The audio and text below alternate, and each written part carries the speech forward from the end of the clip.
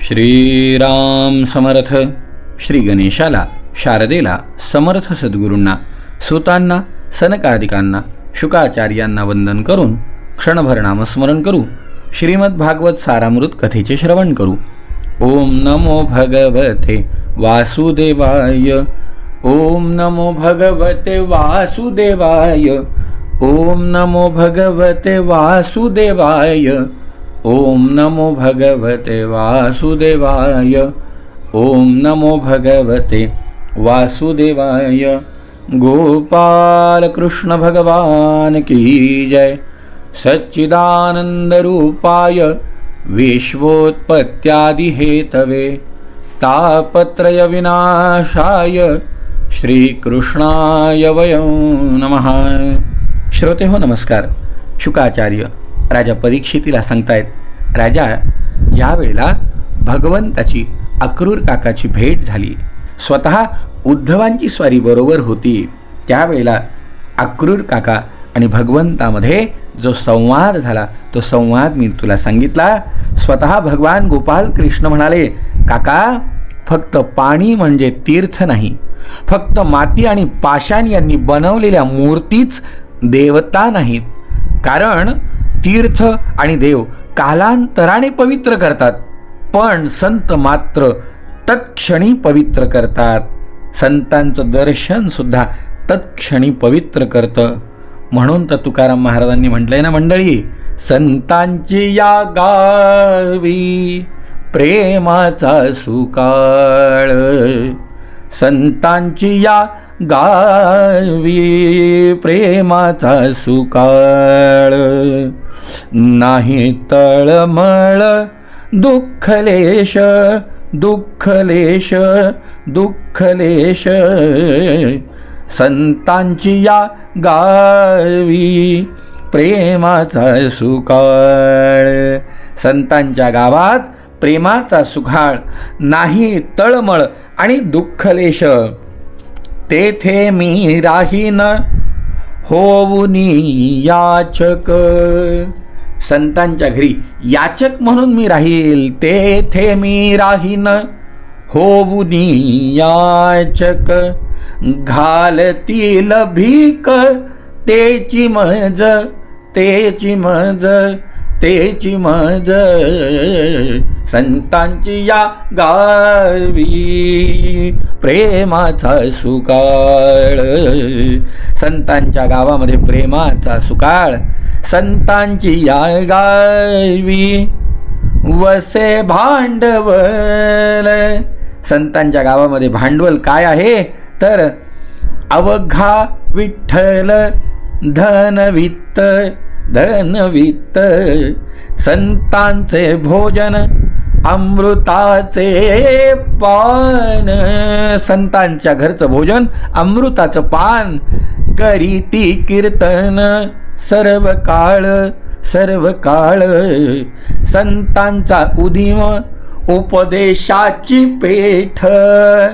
प्रेम सुख साठ घेती देती घेती देती. तुका म्हणे तेथे अनेक नाही परी. म्हणून भिकारी झालो त्यांचा झालो त्यांचा. संतांची या गावी प्रेमाचा सुकाळ. राजा, अशा प्रकारे संतांचा महिमा स्वतः भगवान गोपाल कृष्णाने वर्णन केला आहे. जेव्हा संत समागमे सुखाच्या त्या राशी म्हणून पायाशी सलगे केली, हे ऐकलं, अहो डोळ्याला चार चार धारा लागल्या अक्रूर काकांच्या. अहो, आपण आमच्या हितचिंतकांमध्ये श्रेष्ठ आहात असं जेव्हा भगवान त्यांना म्हणाले, त्यावेळेला किती आनंद झाला. तेव्हा भगवान म्हणतायत, आपण आमचे हितचिंतक आहात. आमची एक इच्छा आहे, आपण पांडवांचे सुद्धा हित करण्यासाठी, तसंच त्यांची खुशाली जाणून घेण्यासाठी हस्तिनापुराला जा. आम्ही ऐकलं आहे की पांडूच्या मृत्यूनंतर माता कुंतीसह युधिष्ठिर आदी पांडव अत्यंत दुःखी झालेले होते. धृतराष्ट्राने आता त्यांना राजधानीत आणलेले असून ते तिथेच राहत आहेत. धृतराष्ट्र एकतर अंध आहेत आणि मनाने कणखर नाही. दुष्टपुत्रांच्या अधीन झाल्या कारणाने तो भावाच्या मुलांशी आपल्या पुत्रांसारखा व्यवहार खात्रीने करत नसणारे, म्हणून आपण तिथे जा आणि त्यांची स्थिती चांगली आहे की वाईट हे जाणून घ्या. ते समजताच त्या आप्तांना सुख कसं मिळेल ते आपण पाहू. भगवान श्रीकृष्ण अक्रूराला असं सांगून बलराम आणि उद्धवासह आपल्या घरी परत आले. शुकाचार्य म्हणतात, राजा अक्रूर पूर्ववंशी राजांच्या कीर्तीने मंडित असलेल्या हस्तिनापुराला गेला. तो तिथे धृतराष्ट्र, भीष्म, विदूर, कुंती, बाल्हिक आणि त्याचा पुत्र सोमदत्त, द्रोणाचार्य, कृपाचार्य, कर्ण, दुर्योधन, अश्वत्थामा, पांडव आदी इष्टमित्रांना भेटला. अक्रूर जेव्हा सर्व बांधवांना आस्थेवाईकपणे भेटला तेव्हा तिथल्या लोकांनी मथुरावासी स्वजनांची खुशाली त्याला विचारली. त्याचे उत्तर देऊन अक्रूराने सुद्धा त्यांच्या खुशाली संबंधी चौकशी केली. राजाचे पांडवांबरोबरचे वर्तन जाणून घेण्यासाठी अक्रूर काही महिने तिथेच राहिला. खरे पाहू गेले तर आपल्या दुष्टपुत्रांच्या इच्छेविरुद्ध काहीही करण्याचे धाडस शकुनी आदी दुष्टांच्या सल्ल्यानुसार काम करणाऱ्या धृतराष्ट्रामध्ये अजिबात नव्हते. राजा धृतराष्ट्राचे दुर्योधन आदी पुत्र पांडवांचा प्रभाव, शस्त्रकौशल्य, बळ, शौर्य आणि विनय आदी सद्गुण पाहून कायम त्यांचा द्वेष करीत होते. प्रजा पांडवांवरच अधिक प्रेम करते हेही त्यांना अजिबात सहन होत नव्हतं. म्हणून त्यांनी पांडवांवर विषप्रयोग आदी करून त्यांच्यावर अत्याचार केलेले आहेत. कुंतीने आणि विदुराने हे सगळं अक्रूराला सांगितलं. पृथा तु भ्रातरं प्राप्त मक्रूर मुपसृत्यतम उवाच जन्म निलयम स्मरंत्यश्रुकलेक्षणा. अक्रूर जेव्हा कुंतीच्या घरी गेला तेव्हा ती आपल्या भावाजवळ जाऊन बसली. अक्रूराला पाहून कुंतीच्या मनात आपल्या माहेरची आठवण जागी झाली आणि तिच्या डोळ्यातून अश्रू वाहू लागले.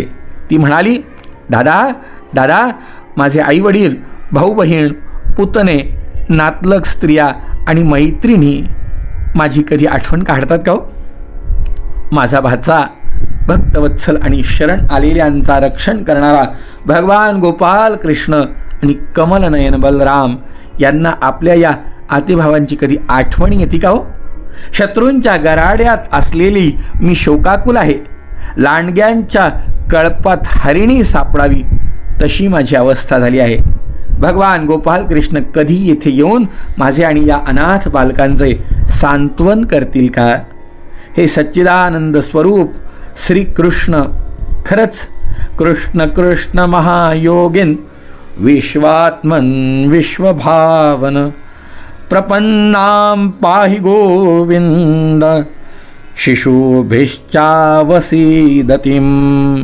हे सच्चिदानंद स्वरूप श्रीकृष्णा, तू महायोगी आहेस, विश्वात्मा आहेस आणि तू सगळ्या विश्वाचा जीवदाता आहेस.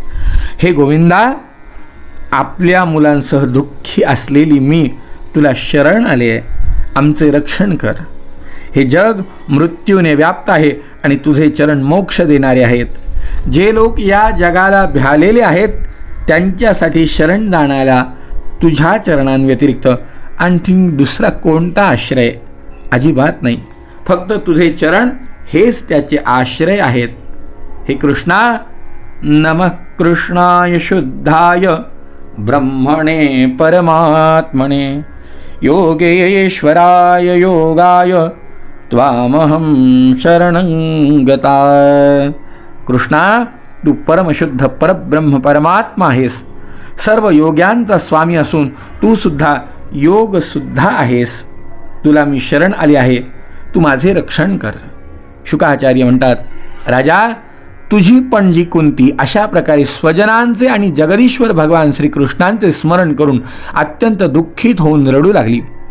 अक्रूर आणि कीर्तिमान विदूर हे दोघंही सुखदुःखाला समदृष्टीने पाहत होते. त्यांनी तिच्या पुत्रांच्या जन्मदात्या देवतांचे तिला स्मरण करून देऊन तिचे सांत्वन केले. अक्रूर मथुरेला जाण्यासाठी निघाला तेव्हा राजा धृतराष्ट्राकडे गेला राजा आपल्या पुत्रांचा पक्षपाती होता आणि पांडवांशी त्याने वर्तन पुत्रांसारखे केलेले नव्हते. अक्रूराने सर्वांसमक्ष श्रीकृष्णांचा मित्रत्वाचा संदेश आवर्जून धृतराष्ट्राला दिला.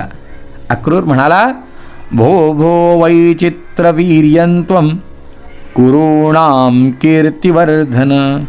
कुरूंची कीर्ती वाढवणारे विचित्र वीर्यपुत्र महाराज धृतराष्ट्र, आपला बंधू पांडू स्वर्गाला गेल्यावर आपण आता राज्यावर बसला आहात. आपण धर्मानुसार पृथ्वीचं पालन करावं, सदाचाराने प्रजेला प्रसन्न ठेवावं आणि स्वजनांबरोबर समान वर्तन ठेवून आपल्या लोकांमध्ये यश आणि परलोकी सद्गती प्राप्त करून घ्यावी. आपण जर याच्या विपरीत आचरण कराल तर या लोकी निंदा तर होईलच आणि मृत्यूनंतर आपल्याला नरकात जावं लागेल. म्हणून आपले पुत्र आणि पांडव या दोघांशीही समानतेने वागा. आपल्याला माहीतच आहे, या जगात कधीही कोणीही कोणाही बरोबर कायमचा राहू शकत नाही. राजन, हीच गोष्ट आपल्या शरीराच्या बाबतीत सुद्धा आहे. तर मग स्त्री पुत्रादिकांविषयी काय सांगू तुम्हाला. जीव एकटाच जन्माला येतो आणि एकटाच मरून जातो. आपल्या कर्मानुसार पाप पुण्याचं फळसुद्धा एकटाच भोगतो. आपले पालनपोषण करणं हा तुमचा धर्मच आहे. असं म्हणून अधर्माने मिळवलेले मूर्खांचे धन स्वजन लुटतात. जसं पाण्यात राहणारे जंतूंचे सर्वस्व असलेले पाणी त्यांचे संबंधितच संपवून टाकतात.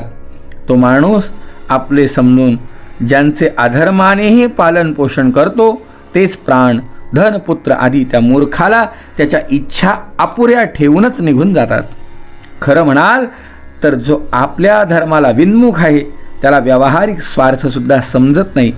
ज्यांच्यासाठी तो अधर्म आचरतो ते तर त्याला वाऱ्यावर सोडतात.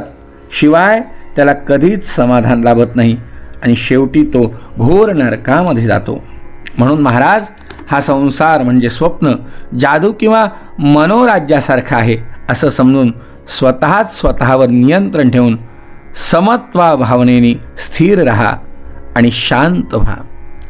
धृतराष्ट्राने हे सगळं ऐकलं आणि राजा धृतराष्ट्र म्हणाला, यथा वदति कल्याणीं वाचं दानपते भवान तथा नयान तृप्यामि मर्त्यः प्राप्य यथामृतम. हे उत्तम सल्ला देणारे अक्रूर महोदय, आपण माझ्या कल्याणाचीच गोष्ट सांगत आहात. मनुष्याला अमृत मिळालं तर तो जसा तृप्त होत नाही, त्याचप्रमाणे मी सुद्धा आपल्या या उपदेशाने अजूनही तृप्त नाही.